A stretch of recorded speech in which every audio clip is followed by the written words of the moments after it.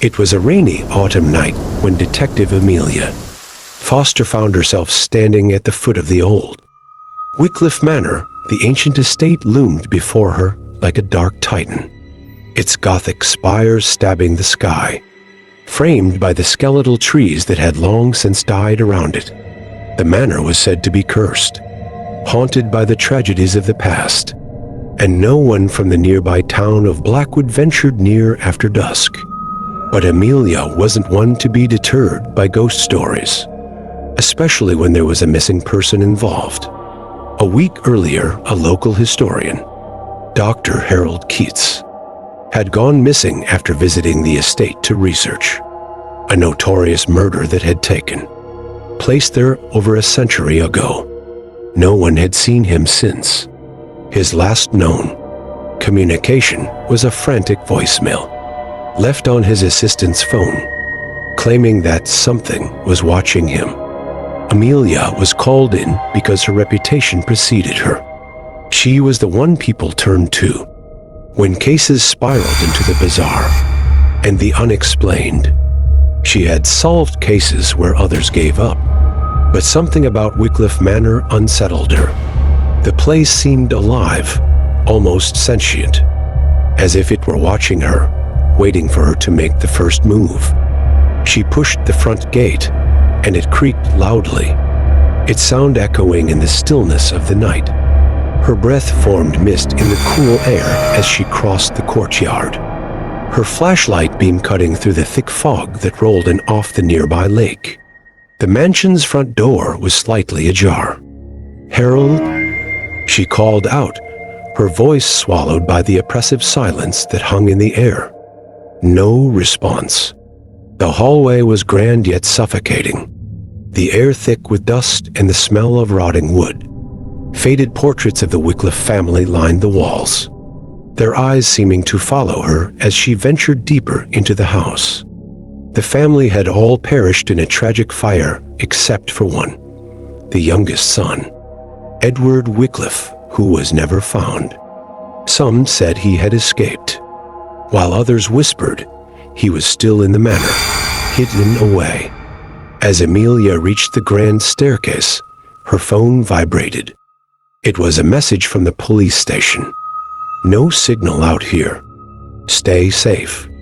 She tucked the phone back into her coat, knowing she'd have to rely on herself.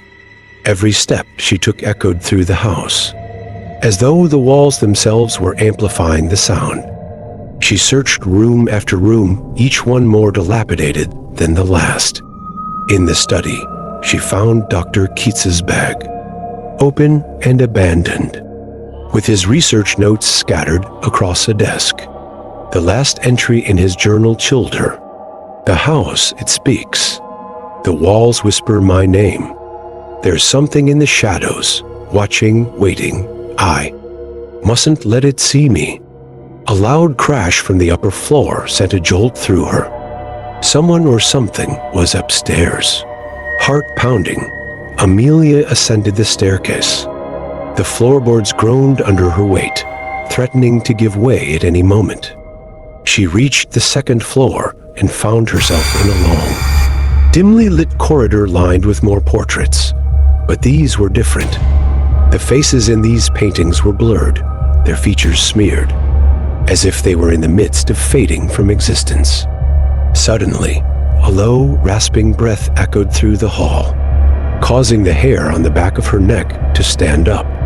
She spun around, her flashlight sweeping the dark. Empty space behind her, nothing, but she knew something was there.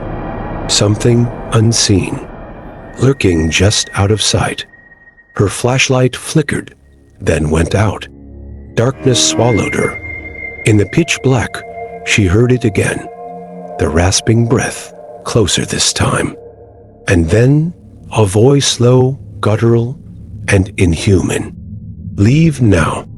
Amelia's pulse quickened as she fumbled with the flashlight, finally managing to turn it back on. The beam caught something at the end of the corridor, a figure, hunched and motionless, standing in front of a door. It was barely human, its skin pale and mottled, its eyes wide and vacant. "Who are you?" Amelia demanded, her voice trembling. The figure tilted its head, as if considering her. Then, with a jerking motion, it pointed toward the door behind it and spoke again in that horrible rasp. "Enter if you dare." Despite every instinct screaming at her to turn and run, Amelia stepped forward. She approached the door, her hand trembling as she reached for the doorknob. The figure had vanished as though it were never there. She opened the door and stepped inside. The room beyond was small, circular, and windowless. In the center stood an old, weathered mirror, its glass warped and discolored.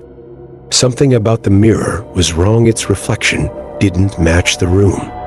Instead, it showed a dark forest shrouded in mist.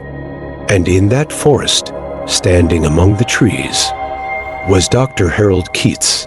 His eyes were wide with terror, his mouth open in a silent scream, as ghostly hands reached out from the darkness behind him, dragging him back into the shadows. Amelia stared, transfixed. The mirror began to hum, a low, vibrating sound that filled the air. She felt something pulling at her, drawing her toward the glass. Her reflection in the mirror began to distort, twisting into something monstrous. Suddenly, the door behind her slammed shut. She spun around, but there was no handle, no way out. The room seemed to be closing in on her, the walls pressing closer. She could feel the house around her, its malevolent presence tightening like a noose. The mirror's hum grew louder, almost deafening now. And then she saw it, her reflection wasn't moving with her anymore. It smiled, a wicked, cruel smile that spread too wide across its face. Slowly, it raised a hand and beckoned her forward. The room grew colder, the temperature dropping rapidly. Frost formed on the mirror's surface.